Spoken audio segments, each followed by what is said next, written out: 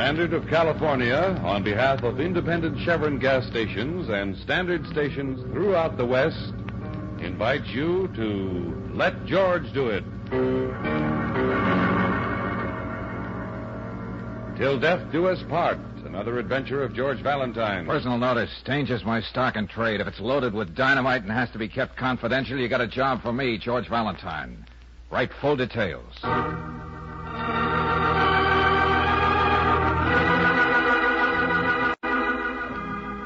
Dear Mr. Valentine, enough violence has happened in my house to convince me that my sister, a plain, scatterbrained spinster of 42, should never have married a man so ruthless, so charming, and so much younger than she is. It could have only been for her money that can never be his until she dies. Of all things, this great charmer, Cliff LeVar, is a former ballroom dancer, all of 30. I want you to look into his past. Then we can go on from there. Respectfully yours, Miss Lydia Tarbell, Beach Cove.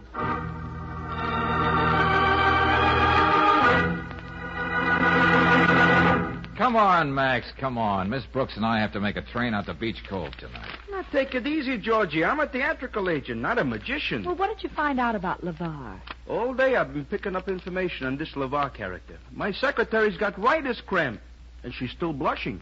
Your secretary, Max? Huh? Yeah, who am I kidding? Who's got a secretary? But there was That's a time okay, when... friends. You don't have to put a production to get a fee out of me. It'll be the usual sawbuck. And don't think it ain't worth it. Long-distance calls, telegrams, underworld characters who charge you an arm and a leg just to say hello. All that I went through. Max? Oh. Yeah, who am I kidding? So I went down to the lobby, made a telephone call for a nickel. Okay, now we're through with the build-up, Max. Let's have it. Well, Georgie, a Fred Astaire, this Cliff LeVar never was. Uh-huh. But maybe it was because the women were after him so much he couldn't keep his mind on his feet. Oh, a lady killer, huh? Anything more specific? Only that he was married a couple years ago. What? Yeah, but only for 24 hours. Then the girl's papa paid him off. A perfect little gentleman he ain't, Georgie. Very interesting, Maxie. Very interesting. Let me have the rest of the hieroglyphics you got on the back of that envelope. Yeah, but... Here's your dough, Max. I'll put it right in the office safe. Who am I kidding? Who's got a safe? Well, I'll just put it in my pocket. Thanks, Georgie. Well, Brooksy, I think just what we have here will be enough for Lydia Tarbell. But as she says herself, let's see where we go from there.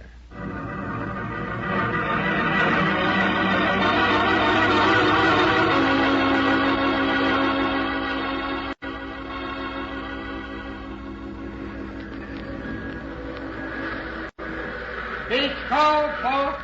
Beach Cove. Well, this is it. Come on, Angel. Okay. Gosh, I hope we can find a cab, George. Can't see a thing in this fog. Yeah. All aboard. You stay here, Brooksy. I'll talk to the station. Okay, but hurry up. This fog isn't making my cold any better.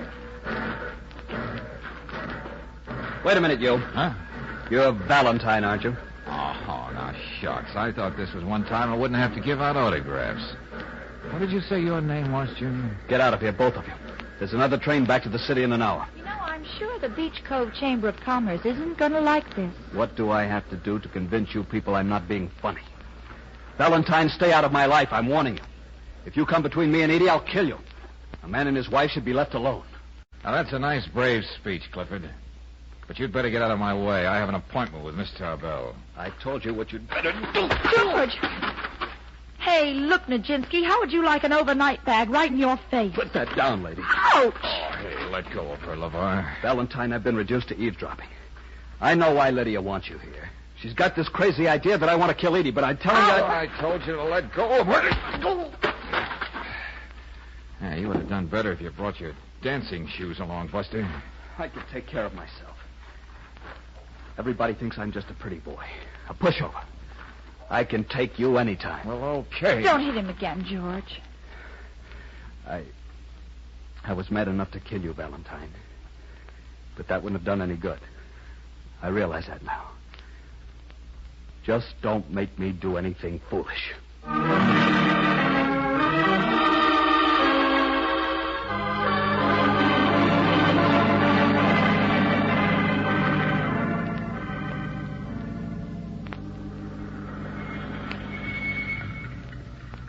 This is it, mister. The Tarbell place up there on the hill. Okay, thanks. Come on, Brooks. Gee, but I can't see anything. Where are we? You'll find it, miss. It's the only house around. I'll take you up there, but there ain't no road. There's just steps. You did fine, friend. Yeah, when you need me, call Main 486. I'm the only cab around here.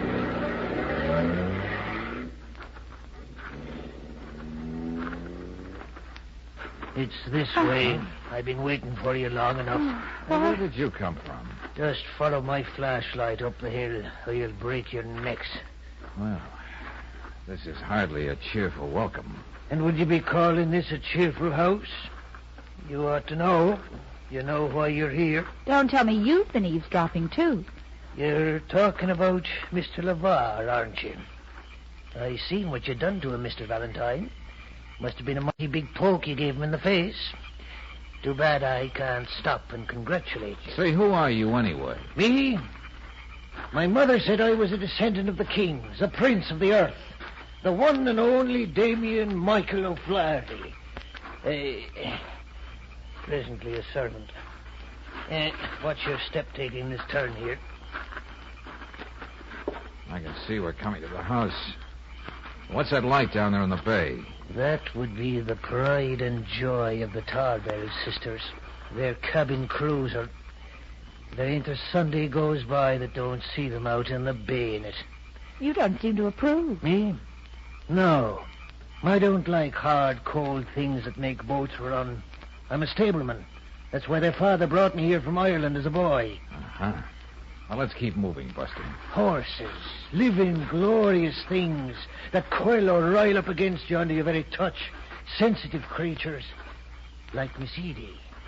What was that, Damien? Yes, Miss Edie. She's never been free to live her own life, to love and to breathe as she pleases. And now you're here to make things even worse for her, aren't you? Hey, look, Damien, take that flashlight out of my eyes. I met one pugnacious character tonight, and that's enough. I'm just telling you. Don't do anything to hurt Miss Edie, or you'll have me to account to. I'll remember that. And remember this, too. You won't find me coming home like a cringing dog with his face half beaten in. Come on. What was that? Miss Edie! Was that you? Miss Edie! Hey, we'd better keep up with this, Brooksy. Yeah. It's all right, Damien. I'm not hurt. You can go back to your place now. Just as you say, Miss Lydia. Good night. Miss Tarbell, Yes, Mr. Valentine. this is Miss Brooks. How do you do? You really must forgive me. I'm not used to cement flower boxes falling and missing me by inches. Lydia, what happened? I was just behind you coming downstairs, and suddenly... Oh! You were almost there. How observant, Edie. But now you go inside. I want to talk to these people. Just a minute, Mrs. LeVar.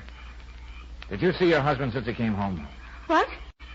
Oh, yes, he wasn't feeling very well. That we know, Mrs. LeVar. So he went upstairs to his bedroom. Now, look, I don't want to pry, but would his bedroom happen to face the balcony where this flower box was? Yes, that's right. But what are you trying to say? Cliff would never do anything like that. That's what you're all thinking. I know it. Edie, stop this. Stop it this minute. You hate Cliff, Lydia. That's why you hired this man to spy on him. Why, Lydia? Why are you doing this to me? Because I love you. I want you to be honest with yourself. Admit there's only one person in the house who could have done this. And it wasn't meant for me, Edie. It was meant for you. Cliff's good and kind, and he really loves me. But you won't believe that. I hate you. Mrs. LeVar, please. I think your sister is right. Let's go inside. No, take your hands off me. I've got to tell her now just how I feel. Let go of her, Brooksy. Maybe it's best if this whole thing comes out in the open. I don't mind speaking my mind. Oh, yes, it's always your mind. You're the one to say what's to be done with Father's money. But when you die, your half goes to your husband. Cliff knows that. It's the only thing he wants from you, your money. Tell Mr. Valentine whatever you want. But Cliff married me because he really wanted me. Nobody ever felt that way about you. Edie. That's why you're doing this to me. You're jealous. Mr. Valentine, there were 2 other near accidents like the one you've just seen. You did say in your ad that if a situation is loaded with dynamite, it's your kind of a job. Brooksy, I told you to use restraint when you write those ads. Well, when I mentioned dynamite, I didn't think everyone was going to walk around with matches. Well, Mr. Valentine? Well, you know, Miss Tarbell, I've already walked into so much tonight, I don't think I could force myself to walk out.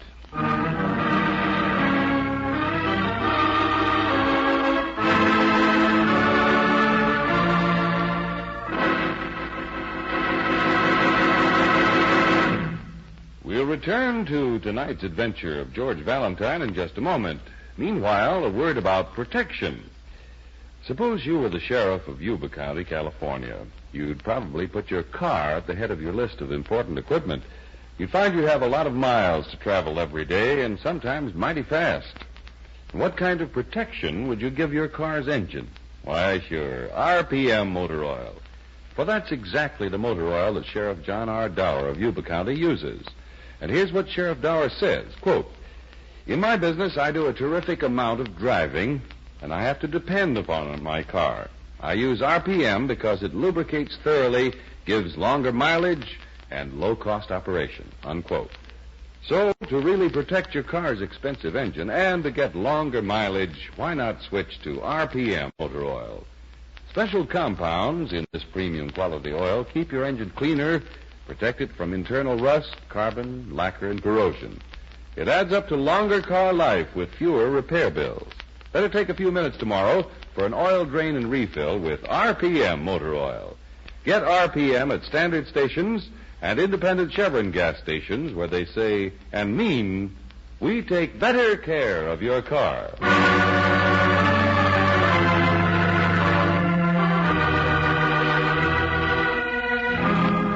And now back to tonight's adventure of George Valentine. A charming man of 30 marries a wealthy woman a dozen years his senior. Her sister says he's a fortune hunter, and because you're in a business like George Valentine's, you're hired to find out if it's true. More specifically, you must learn whether the near accidents which almost caused Edie's death were accidents or the work of her ever-loving groom. All of which leaves you in the dim-lit hall of a gloomy house, the rain beating on the roof and the fog rolling up from the bay. It's the right accompaniment for what your client has to say. You can't blame me for being afraid for Edie. You can see that the man is capable of murder. Sorry, I can't be as quick a judge of character, Miss Tarbell. Suppose we talk all this over in the morning. Well, I think that would be best. Perhaps. I may be a little over-emotional about this. Miss Brooks, your room is right there down the hall. Thank you. And yours, Mr. Valentine, is directly across the hall. Just one moment, Miss Tarbell. Yes? Let me get one thing straight. You said that as long as Edie is alive, you and only you have control of the family money. Just what did you mean? Exactly that. But when Edie dies, her half of the money would go to her husband, or her children, if any. Yes, Miss Tarbell, isn't that rather unusual? What's so unusual about giving me, the older sister, the right to exert her better judgment? Unusual? I think not. I'm sorry. If I thought Cliff was the right man for Edie, I'd gladly give her half of the estate. But frankly, Mr. Valentine, with this report you brought me, do you think he is the right man? Good night. Good night. See you in the morning. Oh, that boat ride you promised us tomorrow. I doubt if we're going to have the right kind of weather. Edie and I haven't missed a Sunday morning on the boat for years. Good night again. George, hold me close a minute. Oh, hey now. What's this all about, Angel? Well, I don't know. Maybe it's just the house. It seems so full of hatred. And with the fog and the rain outside. Oh, look, honey, I'll be right across the hall here. There's nothing to worry about. Okay. Go ahead, sleep What well, have I Brooksy. done with my life?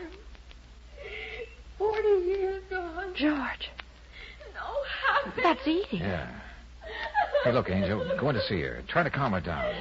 Find out what's wrong with her now. Okay, but where are you going? Just down the hall. I think it's about time Clifford was in the mood for a little conversation piece with his Uncle George.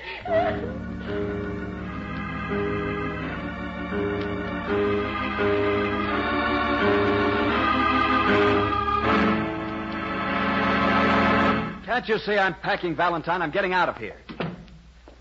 Nice shirt you have here, Cliff. Monograms, too. Give me that. Okay, Buster, take it easy. Whether you believe it or not, I'm here just to sort of help. How can you change a woman like Lydia? She only believes one thing of me, and that's all. Did you have anything to do with those accidents? No. That flower box tonight? No. You think anything else of me, but I don't go around trying to kill people. I've got to make a train. I gather you've already told Edie. That's why she's there sobbing in her room. She brought this all on herself. She's willing to let Lydia run her life. For me, I can live in a furnished room, be a short order cook. Uh-huh. Aren't you forgetting something, Bud? Lydia and her money. She doesn't trust banks, so she has all that cash, negotiable securities, jewels, right here in the house. All right, so she's eccentric. But I still want to talk to you. Lydia's afraid I'll go skulking from room to room, ripping up mattresses, digging up the cellar to find the family fortune. But she doesn't have to worry. I'm on my way. Now, you read that very well. But there's just one little thing you forgot to mention. Get out of my way. That time in Boston, you married a debutante. Get paid off in 24 hours, $25,000 for an annulment. You don't miss a thing, do you, Valentine? Would it help you very much to know I also played hooky from school once? How much do you expect to get from the Edie deal? Nothing. I love Edie. Do you know what it means to a man who spent his life taking from other people to find someone who really needs him? All I have to do is to say her name quietly and her eyes light up. She's happy. Actually beautiful. And you know something? It makes me happy. Happier than I've ever been in my life. You know, I'm almost inclined to believe you. Look, do me a favor, Cliff. What's that? Be around for tomorrow. Lydia's got her heart set on that boat ride. I want you to be along. Is that a request or something I have to do because you know I have a last job? Okay, think of it any way you want. But I hope to see you in the morning. Hey, wait a minute. Before you go, Valentine. Yeah? That $25,000 you were talking about. I didn't even keep it overnight. I bet it on the worst horse at the track. Very careless of you. No, I didn't want that kind of money. Money a father's willing to pay because he doesn't think a man's good enough for a decent girl. Have a good night's rest, Cliff. I gotta go now. If I stay, I might even begin to like you. Why are you so startled, Miss Tarbell? You've got the right to walk up and down the halls of your own house and listen at keyholes. I don't have the slightest intention of apologizing. Well, I'll tell you the truth. I'm glad you heard what Cliff had to say. I'd like to see what you're going to make of it. Edie, I was just trying to talk to you. I've got to tell Lydia how I feel. If I don't do it tonight, she'll have me under her thumb again tomorrow. Hold on, Edie. But Just what did you have to say, Edie? He's leaving me because of you. You made this thing happen. You've been out in the rain, and you're hysterical. Yes, I was out in the rain, walking around, trying to think about my own life for a change. Oh, come on back to your room, Edie. You've got to get into bed. We'll talk about everything tomorrow on the boat. How can you talk about boat trips when you've just destroyed the one thing that means more to me than life itself? Maybe after tomorrow things will be different. Now, good night, dear. Well, this is the first time you've kissed me since I married Cliff. Boxing. Yeah. Come on, Edie. But that kiss isn't going to make up for everything you've done to me. You're planning something right now. I know you. This is an unholy way for two sisters to be acting toward each other. What are you doing here? Making your rounds, Damien? I saw the lights were blazing. That's no more than a good servant should do, but to inquire. Very loyal of you. But there's nothing you can do. Maybe not. But even a servant has the right to speak his mind once in a while, Miss Lydia. Now, look, why don't you get going, friend? Can't you see you're not helping anyone? What makes you think you can put your hands on me, Valentine? I've got something to say, and I'm going to say it. Very well, Damien. Go on. I know I don't look it, but I hate any kind of suffering and pain. Hate it so much that I can even bring myself to put a bullet through a horse's head when I know there's no hope for it. Come on, get to the point. I mean to spare pain to anyone I love. I can be a brutal man. I hope that's clear to everyone.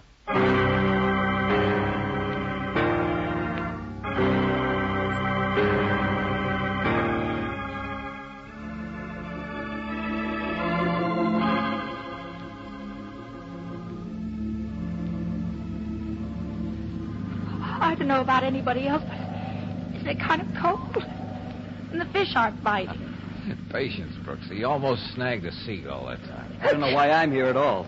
If it weren't for you, Valentine, right now I'd be on my way to... Oh, please, Cliff. Lydia always gets what she wants. You make me out a horrible creature, Edie. It's almost a shame that this may be one of the mornings that I won't live up to my reputation. Isn't that so, Mr. Valentine? Well, I won't argue with you, Miss Tarbell. Not this morning. Not after the talk we had last night. I think you can find the right answers for yourself. I'd be more intrigued with all this vague conversation if I could catch just one little teensy sardine instead of pneumonia. If everyone will excuse me, there's something I have to do in the cabin. Something that may make the sun come out before we return to shore. Edie, where are you going? This means everything to us, Cliff. I've got to know what she's up to. Hey, take it easy, Cliff. Sit down. Isn't it a little too optimistic to be fishing without any bait on your hook? What? Oh, I read somewhere sharks bite at anything. What's the matter? Are the ones around here cowards? there's only one shark on this boat. If I weren't a man who knew how to keep his place, I'd be very happy to be more specific. Coffee? Oh, thank you. Well, you're a man of many moods, Damien. You seem to be much calmer this morning. I just wouldn't want anyone to catch his death of cold on a pleasure ride like this. There's no use trying to talk to her. She ordered me out of the cabin as though I were dead under her feet. Now, you sit down here, Miss Edie. I'll put this coat around you so you'll be nice and warm. You don't have to do that. I can take care of Edie. I never doubted that for a moment. What was that? George! The gasoline in the engine room must have exploded. Lydia! She's back there. Lydia! Lydia! Don't be a fool, Edie. You can't go in there. Come on. Give me a hand with his dinghy. Come on, man. Work fast. Stop her, George! Stop her! Edie, don't go in there. Can't you see what'll happen to you? She's in there. I've got to save Nobody her. can save her. Nobody can get through those flames. Let go of me! That fancy little extinguisher on the wall is going to help. Give it to me. No. I'm doing all I can. Why don't the flames go down? It's too late, I tell you. The flames are getting worse. Come on, we're getting out of here. If I have to carry you, give me that extinguisher. You don't understand. Hurry, Valentine. I've got the dinghy ready to take us off. Hurry!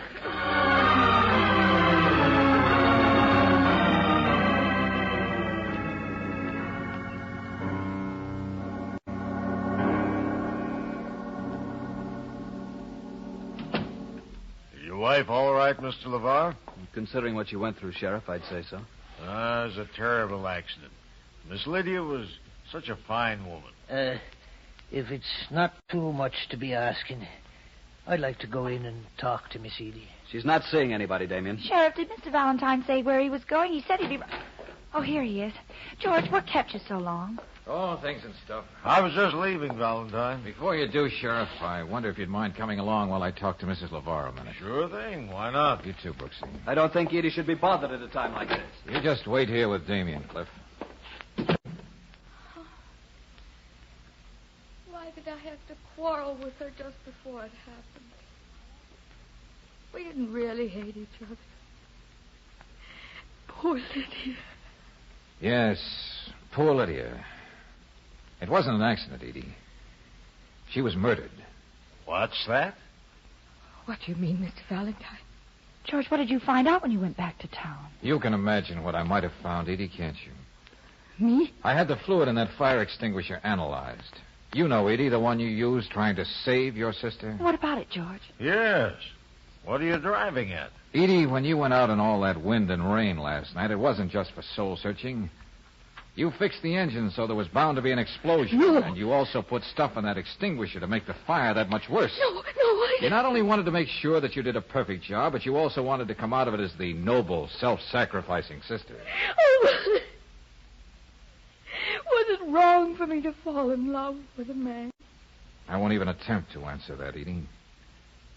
But I do know when I've been floored by an incredible piece of irony. Irony? Yeah.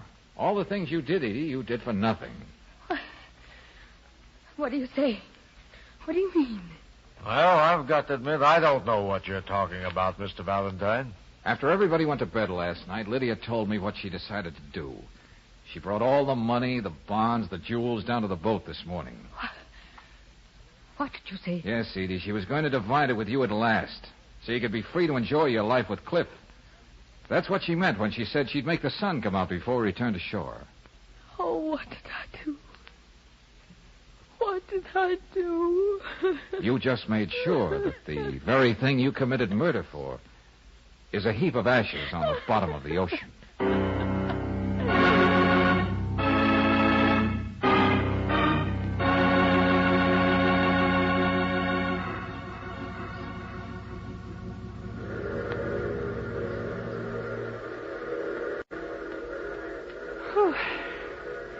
Oh, I'll sure be glad to get back to town, George.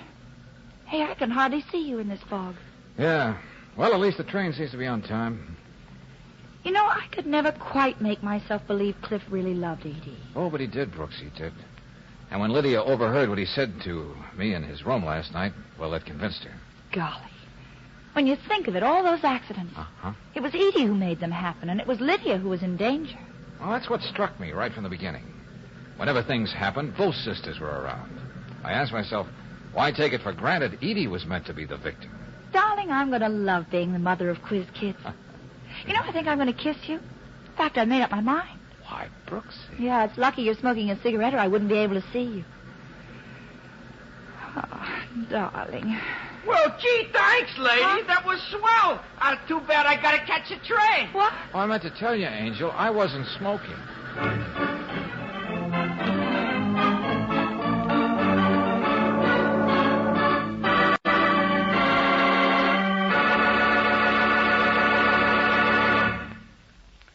If your car starts reasonably quickly, if it doesn't stall in traffic or drag too much on hills, you can claim it gives you good performance. But to get command performance out of your car, get Chevron Supreme gasoline. Special blending agents in this high-octane gasoline command fast starts every time you use the starter. Command smooth acceleration, speedy pickup. Command the extra power that makes your car great on hills. And with Chevron Supreme in the tank, you can be sure of command performance from your car wherever you drive. For this premium quality fuel is climate-tailored, specially adapted to each different altitude zone and temperature. Try a tankful tomorrow. You'll like the command performance Chevron Supreme puts in your car. Ask for Chevron Supreme at independent Chevron gas stations and at standard stations, where they say and mean, we take better care of your car.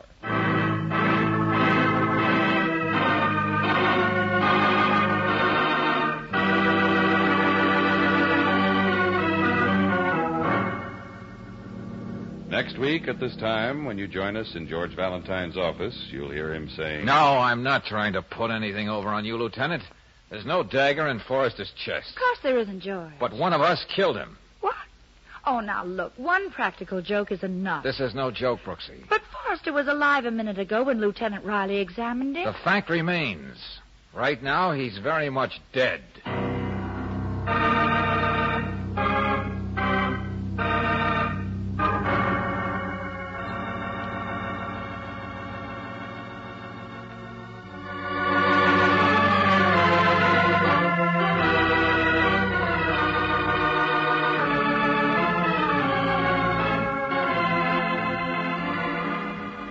Tonight's adventure of George Valentine has been brought to you by Standard of California on behalf of independent Chevron gas stations and standard stations throughout the West. Let George Do It stars Robert Bailey as George with Francis Robinson as Brooksy. Tonight's story was written by David Victor and Herbert Little, Jr. and directed by Don Clark. Also heard in the cast were Georgia Backus as Lydia, Lorene Tuttle as Edie, Harry Bartell as Cliff, Bob Dryden as Damien, Jack Crucian as Max, and Victor Rodman as the sheriff. The music is composed and presented by Eddie Dunstetter. Your announcer, John Heaston. Listen again next week, same time, same station, to Let George Do It. This is the Mutual Don Lee Broadcasting System.